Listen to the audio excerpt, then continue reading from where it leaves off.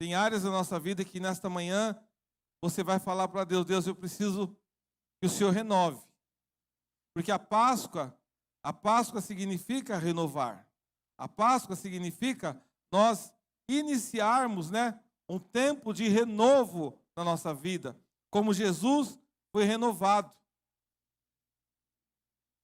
Ele morreu na cruz, mas ele ressuscitou. Isso foi um renovo para mim e para você. Então, a mensagem desta manhã tem o tema: renove-se. Porque a Páscoa significa passagem. Vai passar. E eu costumo dizer uma coisa que eu gostaria que você colocasse no teu coração: tudo passa. Olha de novo e fala: tudo passa. Porque às vezes você está triste, está magoado, está sentido. Às vezes você está com enfermidade, ou às vezes seu casamento está difícil.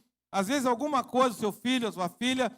Mas eu quero te dar uma mensagem: tudo passa. E nesta manhã nós vamos ministrar uma palavra de Páscoa que tem a ver com renovação. Páscoa vem da palavra hebraica Pessah, que significa passagem. Jesus, ele teve o que nessa terra? Uma passagem. Ele veio para a terra para nos salvar. E ele morreu na cruz, e ao terceiro dia ele ressuscitou. Ou seja, ele teve uma passagem pela morte, mas ele venceu a morte. Eu e você também vamos ter uma passagem pela morte. Se ele não voltar, nós vamos passar pela morte. Mas a boa notícia é que o cristão não morre. Você tem uma passagem nessa vida, você vive um tempo que Deus determina para você viver, aí chega o dia que você morre. Alguns são enterrados, alguns são cremados, cada um tem a sua forma de deixar o pó na terra. Porque quando você olha para alguém, você apenas vê pó.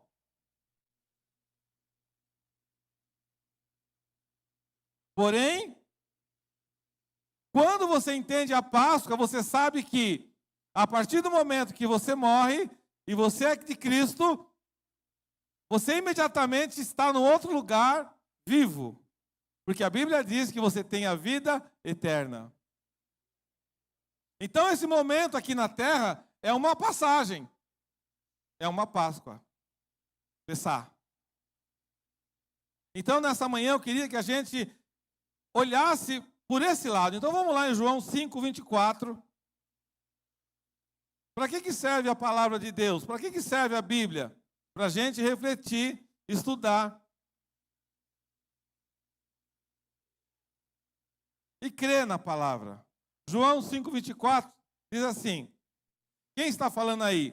O próprio Jesus. Você vai sair daqui hoje, todo o problema que você acha que você tem, você vai falar: passagem. Eu lhes asseguro, quem ouve a minha palavra e crê naquele que me enviou, tem a vida eterna, e não será condenado, mas já passou da morte para a vida.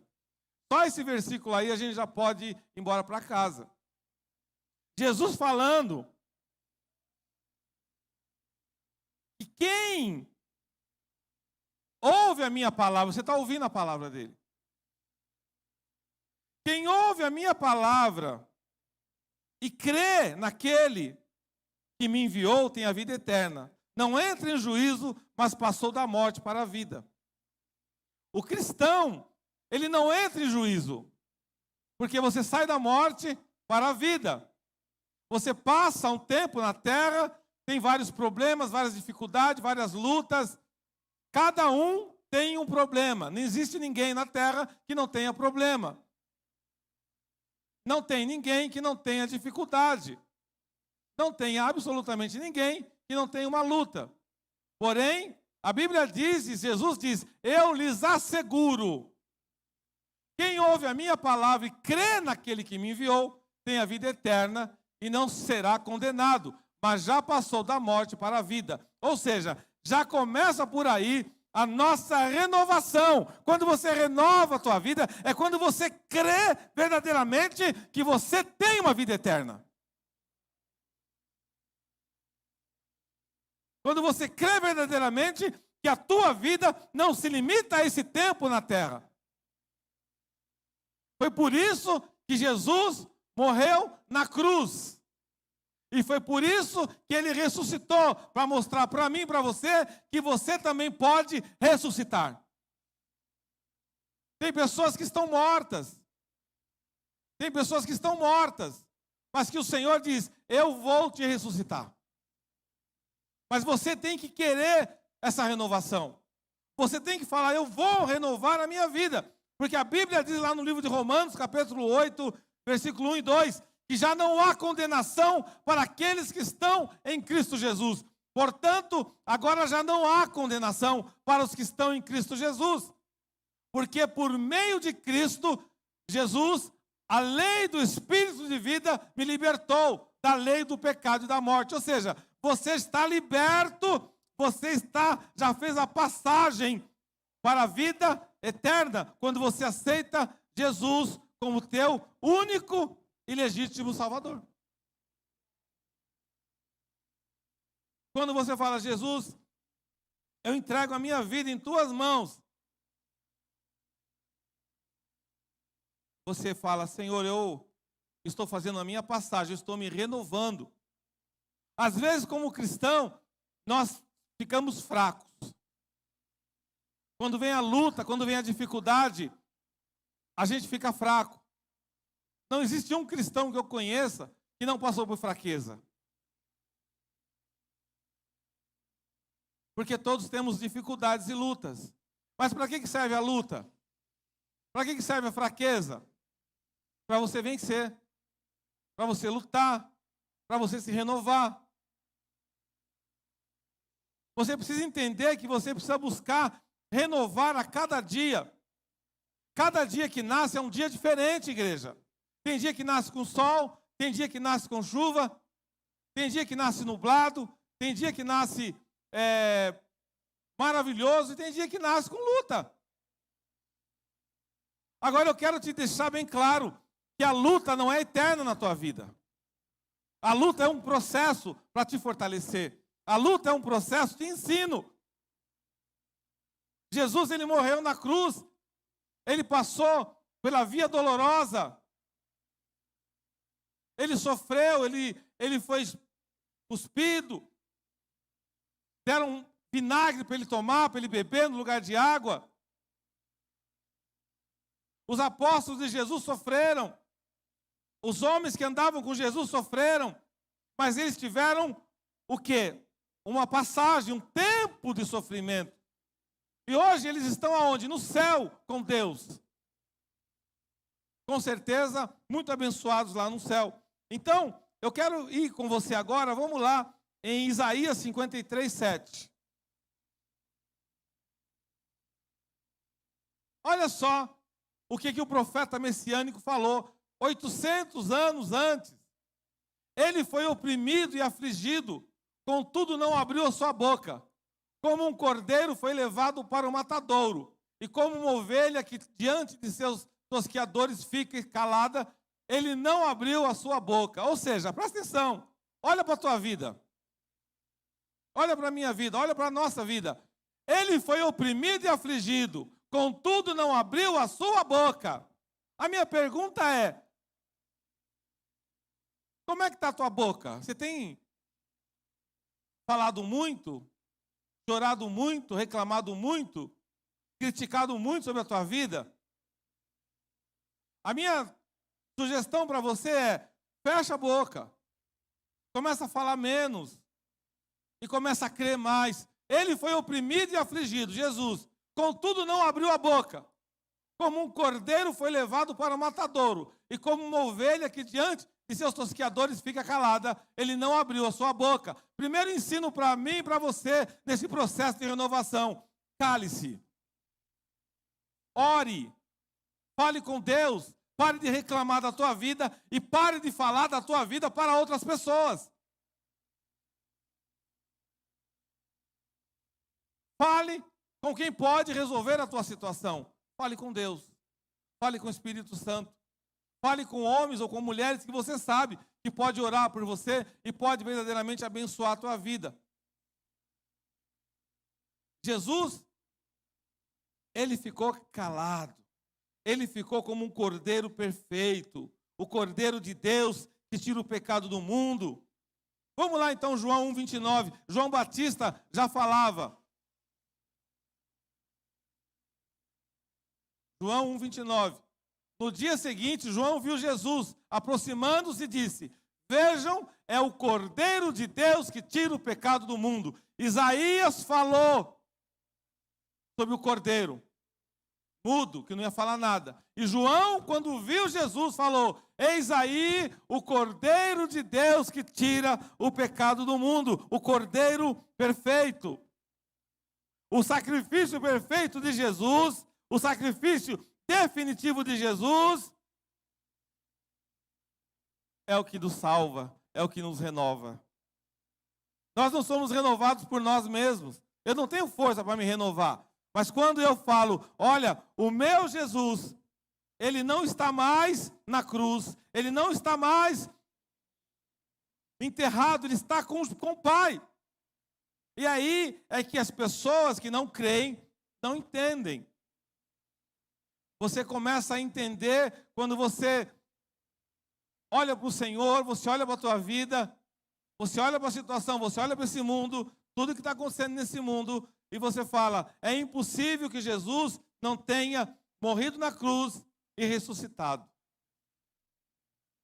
Porque esse mundo precisa de Jesus. E esse mundo vai ser renovado por aqueles que creem em Jesus e por aqueles que anunciam a palavra dele. Nós vivemos, irmãos, num tempo de pessoas doentes, um mundo doente. Um tempo de pessoas que não têm amor. Você começa a observar o que está acontecendo no mundo.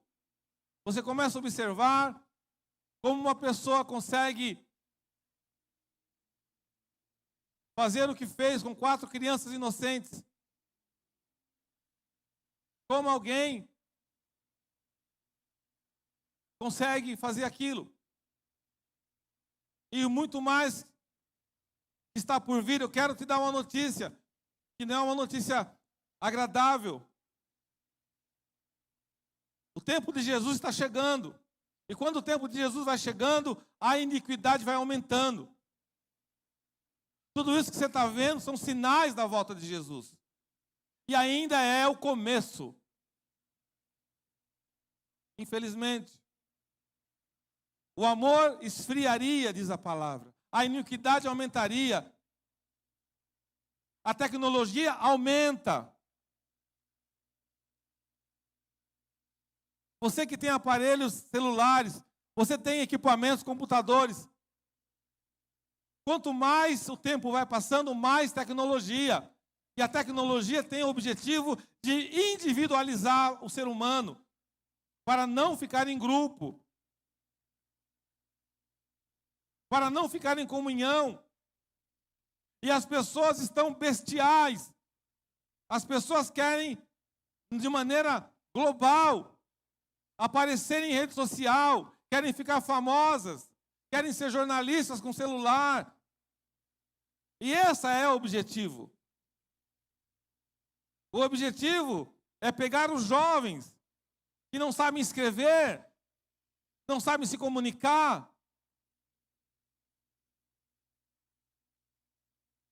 Se você estudou há 40, 50, 30 anos atrás, para você estudar alguma matéria, você precisava pesquisar, você precisava ir na biblioteca, você precisava escrever o tema. Hoje, o jovem, ele vai lá no papai Google, ele coloca o tema lá, sai tudo para ele não estuda nada. O cérebro do jovem está atrofiado, porque ele não estuda, ele não sabe nada. Ele não lê. Ele não sabe o que passa na televisão, o que ele vê na internet, é o que ele crê que é verdade. Mas ele não lê se é verdade, ele não estuda se é verdade. Então nós estamos criando uma geração doente. Fala para o teu filho, tira o teu filho dessas redes sociais. Não é para tirar 100%, mas faz ele fazer brincadeiras lúdicas, brincadeiras que ele consiga ter um raciocínio, fazer o cérebro dele funcionar. Isso é renovação. É sair do sistema que estão colocando na vida de nossos filhos, de nossas crianças. E ele vai ser bem diferente aonde ele estuda. Nós fizemos aqui um programa aqui na igreja. Contratamos uma escola internacional japonesa para dar aula para os nossos jovens, para estudar matemática, para estudar a língua portuguesa. Por quê? Porque eles não sabiam. E nós temos que entender que nós temos que colocar eles na mesma, para concorrer igual, para ter um raciocínio lógico, um raciocínio de inteligência. E a igreja investe. Porque a gente crê, se você falar com qualquer um desses jovens, naquele momento eles tiveram uma renovação, renovou a mente deles. Porque eles realmente não sabiam escrever. Eles não tinham lógica matemática. Mas nós investimos para eles terem lógica matemática. Ali foi uma renovação, uma passagem. O que é a Páscoa? É passagem. Muda a tua história. Começa a parar de fazer tudo o que você faz e começa a mudar a tua mente. Se você quer ser diferente neste mundo, o que Deus fez comigo e com você? Ele mudou. A mente de Deus falou, eu tenho que salvar eles. E como é que Deus mudou e trouxe a salvação? Ele enviou o Filho dele. E você começa a entender a mente de Deus, e você começa a buscar a mente de Deus na tua mente, no teu trabalho, na tua casa, no teu lar, na tua família. O que você pode mudar para mudar a tua história? Porque Deus não vai fazer tudo o que você quer. Você tem que fazer a tua parte. O que significa isso? Por que o Senhor enviou Jesus? O Senhor não podia salvar todo mundo? Não, mas Ele usou Jesus como homem para nos salvar. E pessoas ficam esperando Deus fazer. Deus não vai fazer. Você tem que fazer a tua parte. E quando Ele envia Jesus para morrer na cruz, Ele mostra para mim e para você. Alguém teve que fazer por você. Alguém teve que colocar a mão na massa. Se o seu marido não quiser fazer, faz você. Se a sua esposa não quiser fazer, faz você. Mas alguém tem que fazer. Alguém tem que ser a diferença. Alguém tem que ser a diferença para acontecer. Vai ter luta, vai ter dificuldade. Você vai acreditar que não vai dar certo. Mas o Senhor está falando, vai dar certo. E quais são os símbolos da Páscoa? Primeiro, o cordeiro, que representa a pessoa de Jesus Cristo. Na família, você já parou para pensar nisso? Até vou tomar uma aguinha aqui, você que está na internet. Você sabia que toda a família tem um cordeiro? Significa Jesus. Na família sempre tem alguém que é o cordeiro, é aquele que tem que resolver tudo. Você tem 3, 4 irmãos, 5 irmãos, mas um é o cordeiro. Se aquele cordeirinho, irmãos, não fizer, não sai do lugar. Se é o cordeiro na tua família, tem muitos cordeirinhos aqui. Aprenda isso. E se você se rebelar, cordeiro, a tua casa vai para baixo. Jesus, se ele se rebelasse contra Deus, o cordeiro, nós não estaríamos aqui com a salvação. Então saiba que às vezes é duro ser cordeiro. Você chora, porque você olha para o lado, olha para o outro. Ninguém resolve nada. Aí o cordeirinho tem que ir lá e resolver. Então a primeira coisa que você precisa aprender, na passagem, na renovação, quando Deus quer que você se renove, a primeira coisa, você vai ser um cordeiro.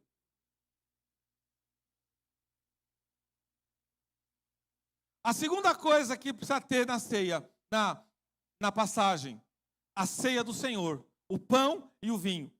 Mas calma com o vinho. Jesus instituiu a noite que antecedeu a sua crucificação, a ceia do Senhor. O que é a ceia do Senhor? A intimidade com Deus. Cordeirinho tem intimidade com o teu Deus. Não adianta você falar que você é cordeiro sem intimidade com Deus. Por isso que eu não aceito obreiro. Na ceia do Senhor não vem na igreja. Ah, claro, tem as situações. Às vezes doença do filho. Às vezes vai trabalhar. Mas a ceia do Senhor é a tua intimidade com Deus. A ceia do Senhor. Então a primeira coisa, seja cordeiro. Segundo, tem intimidade com Deus. A terceira coisa, que é maravilhosa, que a gente ama, você ama, a cruz. O cordeiro passa pela cruz. Todo cordeirinho, na tua família, fica todo mundo olhando você na cruz. Eles acham tão lindo.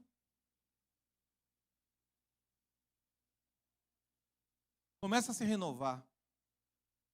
E não reclame da tua cruz. Porque a Bíblia diz que o Senhor dá o fardo de acordo com a nossa possibilidade. Então o cordeiro, ele faz isso. O cordeiro faz isso. A cruz representa a morte de Jesus. A cruz representa a nossa morte na nossa casa, na nossa família. É quando você morre. Você fala, olha, eu morri para o mundo e nasci para Cristo. Então é o cordeiro, é a ceia, que significa o pão e o vinho, que é a intimidade com Deus. Terceira, a cruz, que representa a morte de Jesus, a nossa morte, como renovação. A quarta, o peixe. O peixe é a identificação dos crentes. Naquela época, quando eles andavam na praia, porque você não podia falar que você era cristão, eles faziam um desenho, um tipo semicírculo, aí vinha o outro e fazia outro semicírculo. Para cruzar, para mostrar que o símbolo do cristão é o peixe. Você não pode se esconder como cristão. E aí você começa a se renovar. Você começa a se renovar. E você começa a falar, olha, eu estou me renovando. Eu estou acreditando que o meu Deus vai transformar a minha vida. Porque a Páscoa não significa ovo, chocolate. É maravilhoso. É bom. É gostoso. Porém, não é a verdade cristã. Por que eles utilizam o ovo, o chocolate? Uma questão comercial. O ovo simboliza a nova vida. E o coelho simboliza a fertilidade. Então eles pegaram, desde a antiguidade, existia essa história. A Páscoa acontece, eu vou ler aqui um estudo que eu fiz. A Páscoa acontece no início da primavera no hemisfério norte. Algumas religiões pagãs realizavam festas para celebrar o fim do inverno, a vida e a fertilidade. O ovo e o coelho da Páscoa vêm dessas tradições pagãs. O ovo simboliza a nova vida e o coelho fertilidade. É importante lembrar que esses símbolos não devem ser o foco da Páscoa. Eles devem fazer-nos lembrar da ressurreição de Jesus, que nos deu uma nova vida e uma nova esperança. E aqui eu vou encerrar a mensagem falando sobre esperança. Porque o que eu quero que você entenda nesta manhã, que Deus renove a tua esperança. Você está esperando em quê? O irmão veio aqui no culto domingo. Primeira vez que ele veio aqui, eu falei para ele, tenha esperança, porque Deus vai te curar. E hoje ele veio aqui dar o testemunho do que Deus fez na vida dele. Você vai declarar agora, nós vamos chamar o grupo de louvor, agora, no nome de Jesus, dessa renovação na tua vida, o que você quer é esperança. Qual é a tua esperança? Aonde você quer que o Senhor cure, liberte e opere? É onde o Senhor vai operar, é onde o Senhor vai libertar, é onde o Senhor vai tocar. Em nome de Jesus. Nesta manhã, creia. Creia no teu milagre. Creia. Não deixe 1% de dúvida. Porque essa é a Páscoa. A Páscoa é renovação. A Páscoa é esperança. A Páscoa é fé. A Páscoa é você ser um peixe cristão. A Páscoa é você ser cordeiro na tua casa, aonde você vai. A Páscoa é você ser a esperança de outros. A Páscoa é você fechar a tua boca. A Páscoa é você orar. A Páscoa é você clamar. A Páscoa é Jesus ressuscitado. A Páscoa é você ressuscitado para uma nova vida. Em nome de Jesus. Aplauda o Senhor Jesus.